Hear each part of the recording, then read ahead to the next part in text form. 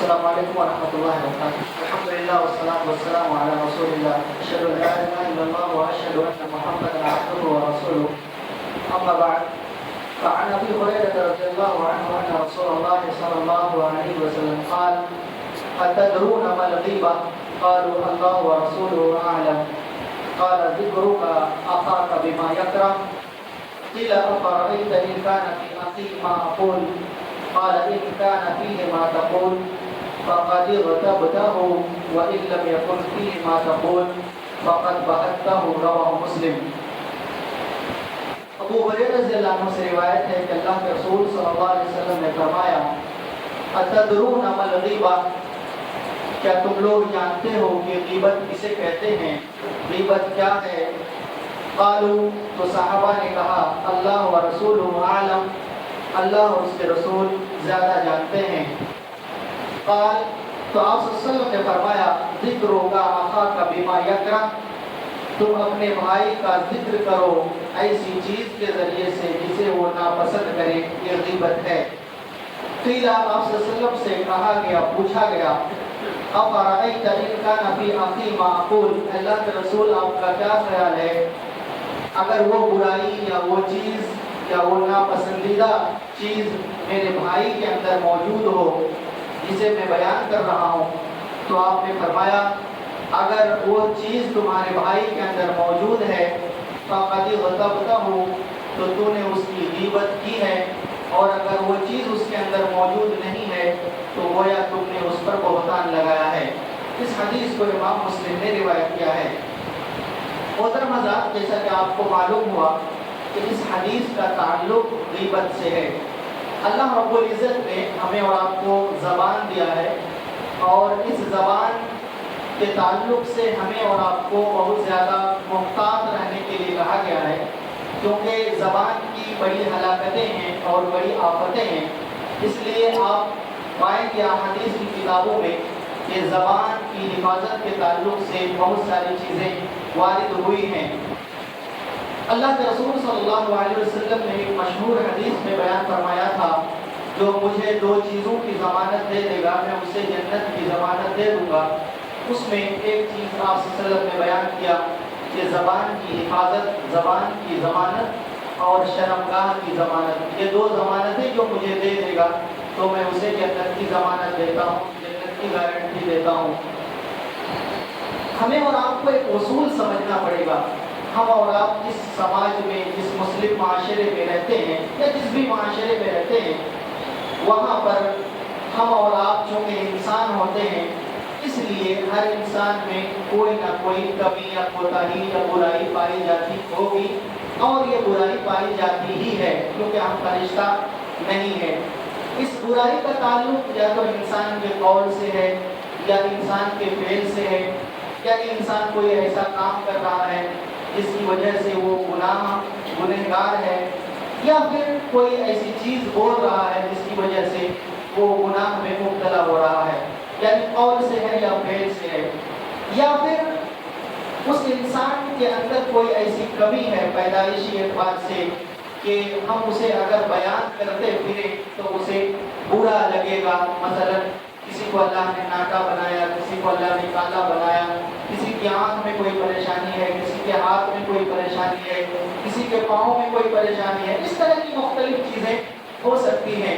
اب اگر ان چیزوں کو بیان کیا جائے تو ظاہر سی بات ہے وہ آدمی اسے ناپسند کرے گا کہ اس کی ان چیزوں کو دوسروں کے سامنے بیان کیا جائے. اس لیے اصول یہ ہے، اللہ کے رسول صلی اللہ علیہ وسلم نے ایک حدیث میں بیان فرمایا من رأى منکم منکرا فلیغیرہ بیدہ، تم میں سے کوئی شخص جب کسی منکر چیز کو دیکھے، کسی برائی کو دیکھے تو اس کو ہاتھ سے ختم کرنے کی کوشش کرے، ہاتھ سے ختم کرنے کی کوشش کرے. مطلب یہ کہ اگر انسان کے پاس طاقت ہے، وہ یہ قوت رکھتا ہے کہ ہاتھ سے روک سکتا ہے اسے مار کر کے یا اس کی اس چیز کو چھین کر کے یا کسی بھی طریقے سے، تو اسے اس برائی سے روکنا چاہیے، ہاتھ سے روکے. فَإِن لَمْ يَسْتَطِعْ فَبِلِسَانِهِ، لیکن اگر ہاتھ سے نہیں روک سکتا ہے، طاقت نہیں ہے، تو وہ زبان سے روکے، زبان سے اسے منع کرے کہ فلاں بھائی تم یہ غلط کام کر رہے ہو، یہ برائی تمہارے اندر ہے، اس سے بچنے کی تم کوشش کرو۔ فَإِن لَمْ يَسْتَطِعْ فَبِقَلْبِهِ، اگر زبان سے بھی آدمی روک نہ سکے، یہ بھی اس کے اندر طاقت نہیں ہے، تو وہ کیا کرے، اسے دل میں برا جانے، اسے دل میں برا جانے۔ وَذَلِكَ أَضْعَفُ الْإِيمَانِ، اور یہ ایمان کا سب سے کمزور درجہ ہے کہ انسان دل میں بھی اسے برا نہ جانے، یا دل میں برا جاننا یہ سب سے کمزور ایمان کا درجہ ہے۔ اس حدیث سے ہمیں اور آپ کو ایک اصول معلوم ہوتا ہے، وہ اصول یہی ہے کہ ہم جس سماج میں رہ رہے ہیں، اگر کسی کے اندر کوئی برائی ہے، اگر ہمارے اندر طاقت ہے تو ہم ہاتھ سے روکیں، اگر طاقت نہیں ہے تو ہم زبان سے روکیں، اور اگر زبان سے بھی روک نہیں سکتے تو ہم اسے دل میں برا جانیں۔ لیکن اس کا مطلب یہ نہیں ہے کہ ہم کسی برائی کو دیکھ کر نہ ہاتھ سے روکنے کی کوشش کریں، نہ زبان سے روکنے کی کوشش کریں، بلکہ اس شخص کی برائیوں کو دوسروں کے سامنے بیان کرتے پھریں، اسے سرعام ذلیل کرنے کی کوشش کریں اور سر بازار اس کی پگڑی اچھالنے کی کوشش کریں۔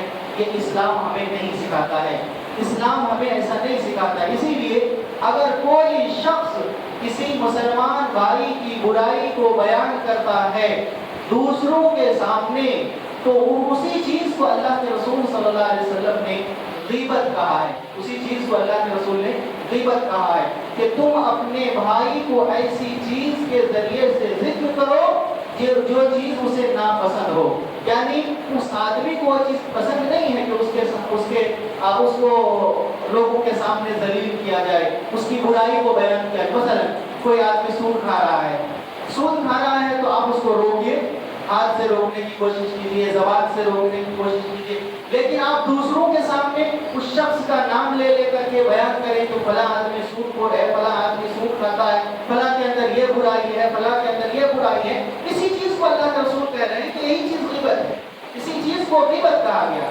صحابہ نے جب آپ سے پوچھا کہ اللہ کے رسول اگرچہ وہ برائی اس شخص کے اندر موجود ہو تب بھی یہ غیبت ہے، تو آپ صلی اللہ علیہ وسلم نے کہا وہی تو غیبت ہے کہ وہ چیز اس کے اندر موجود ہے۔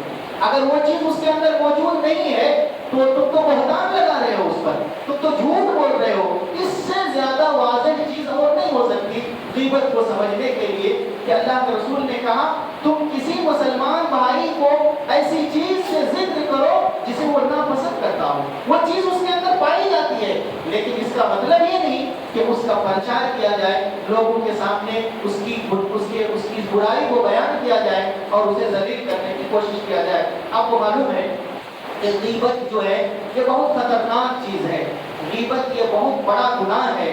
عائشہ صدیقہ رضی اللہ عنہا نے ایک مرتبہ اللہ کے نبی صلی اللہ علیہ وسلم سے کہا تھا حسبک من صفیہ کذا و کذا قال بعض الرواة تعني قصیرہ۔ اللہ کے رسول سے ایک مرتبہ عائشہ نے کہا کہ اے اللہ کے رسول صفیہ کے تعلق سے یہی بات کافی ہے کہ وہ ایسی اور ویسی ہے۔ راوی بیان کرتے ہیں کہ عائشہ یہ مراد لے رہی تھی کہ وہ ناٹی ہے، صفیہ رضی اللہ عنہ کچھ ناٹی تھی، پست قد تھی، تو عائشہ نے ایک مرتبہ ایسے جذبات میں آ کر سوگن کے بارے میں کہہ دیا اللہ کے رسول کو تو ناٹی ہے، اب کیا میں اس کے بارے میں بیان کروں؟ اللہ کے رسول صلی اللہ علیہ وسلم نے کہا لقد قلت كلمة لو مزجت بماء البحر لمزجته۔ اے عائشہ تم یہ بات چھوٹی لگتی ہے کہ تم نے یہ صرف کہا کہ وہ ناٹی ہے، لیکن تم نے ایک ایسی بات کہہ دی ہے کہ اگر اس بات کو سمندر میں ملا دیا جائے تو سمندر کا پانی کا رنگ بدل جائے گا، سمندر کے پانی کا رنگ بدل جائے گا۔ یہ کہنے کا مطلب کیا تھا؟ مطلب یہ کہ تم نے کوئی چھوٹا گناہ نہیں کیا ہے، تم نے معمولی غلطی نہیں کی ہے، بلکہ یہ صرف کہہ دیا کہ وہ ناٹی ہے تو یہ اتنا بڑا گناہ ہے کہ وہ یہ سمندر کے پانی کا رنگ بدل جائے۔ مطلب یہ ہے کہ آپ صلی اللہ علیہ وسلم نے ان چیزوں سے بھی روکا ہے اور اسے غیبت شمار کیا ہے۔ آپ کو وہ حدیث بھی معلوم ہوگی، انس رضی اللہ عنہ بیان کرتے ہیں کہ اللہ کے رسول نے بیان فرمایا کہ جب مجھے معراج کرایا گیا تو میں کچھ ایسے لوگوں کے پاس سے گزرا جن کے ناخن تانبے کے تھے، جو اپنے چہروں کو اور اپنے سینوں کو نوچ رہے تھے۔ فقلت من هؤلاء یا جبریل، تو میں نے جبریل سے پوچھا کہ یہ کون لوگ ہیں؟ قال هؤلاء الذين يأكلون لحوم الناس ويقعون في أعراضهم، یہ وہ لوگ ہیں جو لوگوں کے گوشت کھایا کرتے تھے وَيَقَعُونَ فِي أَعْرَاضِهِمْ اور ان کی عزتوں میں واقع ہوا کرتے تھے، یعنی ان کی عزتوں کو پامال کرنے کی کوشش کیا کرتے تھے۔ اس حدیث سے یہ معلوم ہوا کہ اللہ کے رسول بیان فرماتے ہیں کہ ایسے آدمی یا ایسا شخص جو دوسروں کے گوشت کو کھاتا ہے، مطلب غیبت کرتا ہے، تو ایسے شخص کو یہ عذاب ہو سکتا ہے کہ تانبے کے ناخن اس کے ہو جائیں۔ بھلا بتاؤ ذرا ناخن بڑا ہو جائے اور جسم کو نوچ لو تو کتنی تکلیف ہوتی ہے، لیکن یہ اگر تانبے کے ناخن ہو جائیں اور خود انسان اپنے چہروں کو نوچ رہا ہو، اپنے سینوں کو ادھیڑ رہا ہو، تو بتائیے کتنی تکلیف کی بات ہے۔ تو انسان جس طریقے سے دوسروں کے گوشت کو کھانے کی کوشش کرتا ہے غیبت کے ذریعے سے، ایسے ہی قیامت کے دن اللہ تبارک و تعالیٰ کی طرف سے اس کو یہ سزا ملے گی کہ اپنے ہی گوشت کو نوچ رہا ہوگا۔ یہ بڑی چیز ہے اور غیبت کی خطرناکی کا اس سے پتہ چلتا ہے۔ اللہ تبارک و تعالیٰ نے بھی قرآن مجید کے اندر بڑے واضح انداز میں کہا لا یغتب بعضکم بعضا ایحب احدکم ان یأکل لحم اخیہ میتا فکرہتموہ واتقوا اللہ ان اللہ تواب رحیم۔ تم میں سے کوئی شخص کسی کی غیبت نہ کرے، بعض کی غیبت نہ کرے۔ کیا تم میں سے کسی کو یہ بات پسند ہے کہ وہ اپنے بھائی کا گوشت کھائے اس حال میں کہ وہ مردہ ہو؟ کیا مردہ بھائی کا کوئی گوشت کھا سکتا ہے؟ یہ تعبیر ہے۔ ایک انسان کا گوشت کھانا دوسرے انسان کے لیے جائز نہیں ہے، چاہے زندہ ہو یا مردہ ہو۔ کہنا یہ ہے کہ زندہ میں تو کھا نہیں سکتے، لیکن اگر مردہ ہو جائے تو بدرجہ اولا نہیں کھا سکتے۔ تم مردہ بھائی کے گوشت کو کھا رہے ہو اگر تم غیبت کر رہے ہو۔ اللہ نے کہا فَكَرِهْتُمُوهُ، تم اسے ناپسند کرو گے، یعنی مردہ بھائی کے گوشت کو کھانا تم ناپسند کرو گے۔ تو ایسے ہی غیبت کرنا بھی گویا مردہ بھائی کے گوشت کو کھانا ہے، تمہیں اسے ناپسند کرنا چاہیے، اس سے تمہیں بچنا چاہیے۔ اور اللہ نے کہا اللہ سے ڈرو، اللہ تعالیٰ تواب و رحیم ہے۔ مطلب یہ کہ تم غیبت کرنے سے بچو۔ اگر تم نے غیبت کر لی ہے تو تمہیں اللہ سے ڈرنا چاہیے اور توبہ کرنا چاہیے۔ یہ کچھ چیزیں ہیں انسان کے اندر، یہ بڑی خامی ہے۔ آج مجالس ہو، چاہے عالم ہو جاہل ہو، ہر شخص کہیں نہ کہیں اس بیماری میں پڑا ہوا ہے۔ عجیب بات ہے، کہتے ہیں کہ جانور کی زبان لمبی ہوتی ہے لیکن جانور کم بولتا ہے، لیکن انسان کی زبان چھوٹی ہوتی ہے لیکن انسان خاموشی نہیں رہتا، ہر وقت اس کی غیبت، اس کی چغلی، اس کی برائی۔ حالی رحمہ اللہ نے کتنی پیاری بات کہی تھی، مجالس میں غیبت کا زور اس قدر ہے، مجالس میں غیبت کا زور اس قدر ہے کہ آلودہ اس خون میں ہر بشر ہے، نہ بھائی کو بھائی سے یہاں در گزر ہے، نہ ملا نہ صوفی کو اس سے حذر ہے۔ کسی کو ڈر نہیں، ہر آدمی غیبت کر رہا ہے۔ مسجد میں غیبت ہو رہی ہے، مجلس میں غیبت ہو رہی ہے، عالموں کی مجلس ہے پھر غیبت ہو رہی ہے، جاہلوں کی مجلس ہے پھر غیبت ہو رہی ہے، نیک لوگ بھی غیبت کر رہے ہیں، برے لوگ بھی غیبت کر رہے ہیں، کسی کو ڈر نہیں ہے۔ خالد رحمہ اللہ بیان کرتے ہیں، کہنا یہ ہے کہ ہمیں اور آپ کو غیبت جیسی بری چیز سے بچنا ضروری ہے۔ غیبت کی بعض جائز صورتیں ہیں، یعنی کبھی کبھی غیبت کرنا کہہ لیجیے جائز ہے یا اسے غیبت شمار نہیں کیا جا سکتا۔ ان میں پہلی چیز ہے التظلم، یعنی ظلم سے چھٹکارا حاصل کرنے کے لیے مظلوم آدمی ظالم کے تعلق سے کچھ بیان کرے کہ فلاں شخص نے مجھ پر ظلم کیا ہے، اس کے اندر یہ برائی ہے۔ اگر کسی ایسے شخص کے پاس جا کر کے بیان کرتا ہے جس سے اسے امید ہو کہ اس کا تعاون کر سکتا ہے، اس کی مدد کر سکتا ہے، تو مظلوم آدمی جس پر ظلم ہوا ہے وہ شخص اس آدمی کی برائی بیان کر سکتا ہے، اتنی برائی جتنی برائی اس کے اندر موجود ہے ظالم کے اندر۔ اسے غیبت نہیں کہا گیا ہے یا اسے غیبت شمار نہیں کیا جائے گا۔ دوسری چیز یہ ہے کہ اگر غیر شرعی کام ہو رہے ہیں تو اس غیر شرعی کام سے لوگوں کو ہوشیار رکھنے کے لیے بھی کسی آدمی کی برائی کو کسی کے سامنے بیان کیا جا سکتا ہے کہ فلاں کے اندر فلاں برائی موجود ہے، تم ان سے بچو یا اس کو اس کے قریب نہ جاؤ، اس طریقے سے بھی کیا جا سکتا ہے۔ تیسری چیز یہ ہے کہ فتویٰ طلب کرنا، فتویٰ طلب کرنا، کسی کے تعلق سے کوئی اگر مسئلہ پوچھنا ہو تو اس کے تعلق سے یہ کہا جا سکتا ہے کہ فلاں کے آدمی کے اندر فلاں برائی ہے، فلاں یہ کام کرتا ہے، اس کے تعلق سے آپ کیا فتویٰ دیتے ہیں یا اس کے تعلق سے کیا مسئلہ ہے۔ اس طرح کہنے میں کوئی حرج نہیں ہے۔ اگر نام نہ لے تو بہتر ہے، لیکن نام اگر لے بھی لے تو بھی وہ غیبت نہیں ہے۔ جیسا کہ ہندا کے بارے میں بات مشہور ہے کہ ہندا نے, ابو سفیان کی بیوی نے, ابو سفیان کے بارے میں اللہ کے رسول سے پوچھا تھا اور کہا تھا اللہ کے رسول ابو سفیان جو ہے بخیل آدمی ہے. کیا کہا تھا؟ ابو سفیان بخیل آدمی ہے, تو کیا اس کے مال میں سے میں کچھ چپکے سے لے سکتی ہوں, کچھ لے سکتی ہوں خرچ کے لیے ایسے؟ تو اللہ کے رسول صلی اللہ علیہ وسلم نے کہا عرف کے مطابق تم لے سکتی ہو. یہاں پر محل شاہد کیا ہے؟ محل شاہد یہ ہے کہ ہندا نے اپنے شوہر کو بخیل کہا فتویٰ پوچھنے کے لیے, مسئلہ پوچھنے کے لیے. تو اس طرح کا کوئی مسئلہ ہو تو انسان نام لے کر کے اس کی برائی کو بیان کر سکتا ہے. چوتھی چیز یہ ہے کہ مسلمانوں کی خیر خواہی کے لیے بھی کسی شخص کی برائی کو بیان کیا جا سکتا ہے. مثلا جیسے احادیث کا معاملہ ہے, راوی پر جرح کیا جاتا ہے, کہتے ہیں یہ ضعیف راوی ہے, یہ ثقہ راوی ہے, یہ اس طرح سے جو چیزیں ہوتی ہیں تو جرح کیا جا سکتا ہے, کیونکہ اس سے مقصد انسان کا اس آدمی کی برائی بیان کرنا نہیں ہوتا ہے بلکہ لوگوں کو ہوشیار کرنا مقصد ہوتا ہے.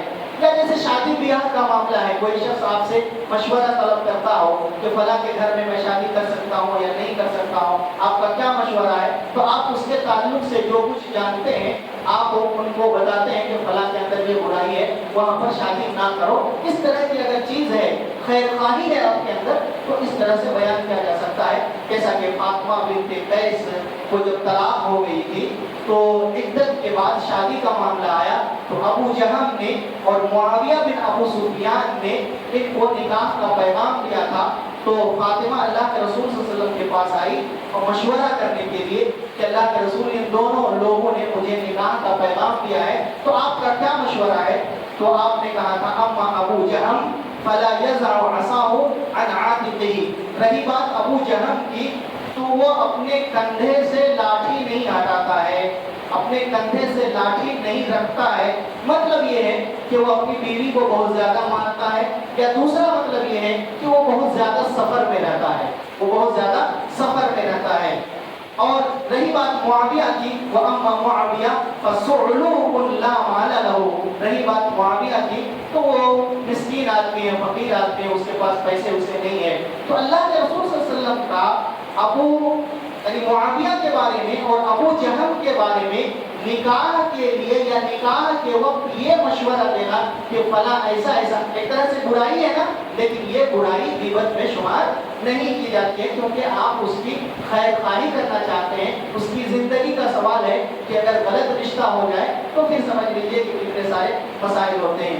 ایسے ہی اگر کسی شخص کے پاس کوئی امانت رکھنا چاہتا ہو, امانت رکھنا چاہتا ہوں اور آپ سے مشورہ طلب کر رہا ہوں کہ فلاں کے پاس میں کچھ امانت رکھنا چاہتا ہوں, پیسے کی شکل میں, سونے چاندی کی شکل میں, کوئی بھی امانت ہو, تو آپ اگر اس کی برائی جانتے ہیں تو بدولِ خیر خواہی آپ کہہ سکتے ہیں نہیں اس کے پاس نہ رکھو, وہ خیانت کر لے گا, وہ یا خائن ہے, اس کے ساتھ کچھ ایسے مسئلے ہیں. تو اس طرح سے بھی کیا جا سکتا ہے. یا آپ کسی کے ساتھ کاروبار کرنا چاہتے ہیں, پارٹنرشپ میں کچھ کام کرنا چاہتے ہیں, بزنس کرنا چاہتے ہیں, تو آپ کسی سے مشورہ لے رہے ہیں فلاں سے ہم بزنس کر سکتے ہیں کہ نہیں, یا ان کے ساتھ کام کر سکتے ہیں کہ نہیں, تو آپ اگر ان کے بارے میں جانتے ہیں تو آپ کہہ سکتے ہیں. لیکن ساری چیزوں میں خیر خواہی مطلوب ہے, مصلحت مطلوب ہے. آپ اپنے دل کی بھڑاس نکالنے کے لیے ایسا کر رہے ہیں یا دشمنی کے لیے ایسا کر رہے ہیں تو اللہ کو معلوم ہے. لیکن اگر خیر خواہی حقیقت میں مطلوب ہے آپ کہہ سکتے ہیں فلاں کے ساتھ کاروبار نہ کرو, مسئلے ہو سکتے ہیں تمہارے, وہ آدمی اچھا نہیں ہے, وہ آدمی پیسے وغیرہ کے سلسلے میں ٹھیک نہیں. اس طرح سے کوئی چیز اگر کہے تو انسان کہہ سکتا ہے یہ چیز غیبت میں شمار نہیں کیا جا سکتا یا نہیں کیا جاتا. اسی طریقے سے کوئی آدمی اگر معاشرے اور سماج میں کھلا فسق کرتا ہے, برائی کرتا ہے, یا بدعت کا, خرافات کا ارتکاب کرتا ہے, شراب پیتا ہے, جوا کھیلتا ہے, سود خوری کرتا ہے, تو ایسے شخص کے بارے میں بھی انسان ہوشیار کر سکتا ہے لوگوں کو کہ فلاں آدمی ایسا ہے تو ان کے پاس نہ جاؤ, فلاں آدمی ایسا ہے ان کی صحبت میں نہ رہو. اس طرح سے چیزیں بیان کر سکتا ہے. اسی طریقے سے کوئی آدمی سماج اور معاشرے میں کسی معروف نام سے مشہور ہو جاتا ہے. مثلا کیا ہے, کسی کا نام زید ہے, مثلا زید کے پاؤں میں کچھ پریشانی ہے. اب کوئی آدمی آپ سے پوچھ رہا ہے کہ زید کو پہچانتے ہو, تو آپ وہ اگر کہیں گے کہ زید فلاں ہے تو وہ نہیں پہچان پائے. آپ کہیں اچھا وہ جو لنگڑا ہے یا اس کے پاؤں میں جو پریشانی ہے, یا وہ شخص جس उसकी आंख में कुछ परेशानी है, या उसका हाथ कुछ इस तरह है, या वो नाटा है वही है क्या, या वो काला है वही है क्या, इस तरह से अगर आप किसी के बारे में बयान करते हैं इंट्रोडक्शन के लिए, तारुफ के लिए, पहचानवाने के लिए, तो ये चीज ग़ीबत नहीं है, ये चीज ग़ीबत नहीं है। क्योंकि मुआशरे में बहुत सारे लोग इस तरह से मशहूर हो जाते हैं, या कई लोग एक नाम के होते हैं तो पहचाना नहीं जाता। तो मकसद अगर ये हो कि बुराई बयान करना, उसकी तनकीस ना करना, बुराई बयान करना या तनकीस ना करना, ये अगर मकसद है तो इस तरह से इंसान कह सकता है ये चीज़ बहरहाल ग़ीबत में शुमार। तो ये ग़ीबत की कुछ जायज़ सूरतें कह सकते हैं, या इस तरह की चीज़ों को इस्लाम में ग़ीबत नहीं कहा गया, क्योंकि इससे असल मकसद क्या है, एक मुसलमान की दूसरे मुसलमान के नहीं खैर आए। अलबत्ता ग़ीबत के ताल्लुक से एक जो हदीस मशहूर है लोगों में, अल-ग़ीबत अशद्दु मिन ज़िना, ये ग़ीबत जो है ये ज़िना से भी ज़्यादा खतरनाक है, या ज़िना से भी ज़्यादा बड़ी बुराई है या बड़ा गुनाह है, तो वो हदीस सही नहीं है, वो हदीस सही नहीं है। गुनाह है लेकिन ये नहीं कि हदीस से ये साबित है कि ज़िना से भी ज़्यादा बड़ा गुनाह है। ये कुछ चीज़ें हैं, अल्लाह से मेरी दुआ है परवरदिगार आलम हम तमाम लोगों को ज़बान की हिफाजत करने की तौफीक अता फरमाए, ग़ीबत से बचने की अल्लाह हमें तौफीक दे, हर मुसलमान को एक दूसरे मुसलमान के साथ खैर खाई करने की तौफीक अता फरमा। अक़ूलु क़ौली हाज़ा वअस्तग़फ़िरुल्लाह ली व लकुम व लिसाइरिल मुस्लिमीन। अस्सलामु अलैकुम।